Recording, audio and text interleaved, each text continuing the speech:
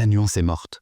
Ça fait quelque temps que ma vision, comme celle de tant d'autres, semble être réduite au noir ou au blanc. Pourquoi tout doit être bien ou mal, comme si on vivait dans un film de fantaisie? Est-ce qu'il faut toujours chercher un coupable, pointer du doigt une pensée, plutôt que d'essayer de la comprendre?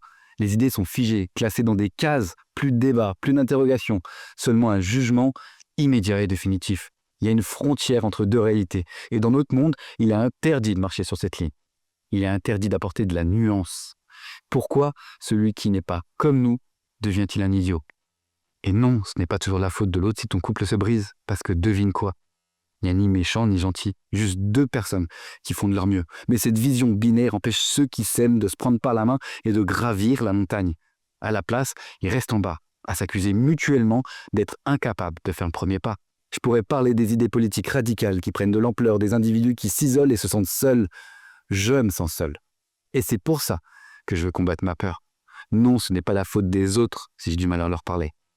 Non, c'est pas parce qu'il est de droite et moi de gauche que c'est un con. Je refuse que la bipolarité du monde m'empêche d'être empathique. Je refuse de simplifier mon débat extérieur et intérieur juste pour satisfaire ce besoin de bien ou de mal. Parce que si je regarde au-delà du blanc et du noir, je vois le gris, je vois le rouge, je vois le bleu. Nous sommes unis par des concepts qui ont fait de nous une civilisation, et malgré notre individualité. Et il n'y a pas une seule vérité, mais une infinité de vérités. C'est dans leur confrontation qu'on se rapproche de quelque chose de plus juste. Il est plus facile d'avoir des certitudes que d'affronter l'incertitude du monde. Mais c'est pas dans le confort qu'on avance.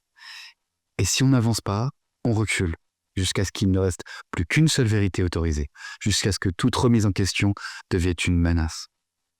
Et je vais pas vous faire de dessin.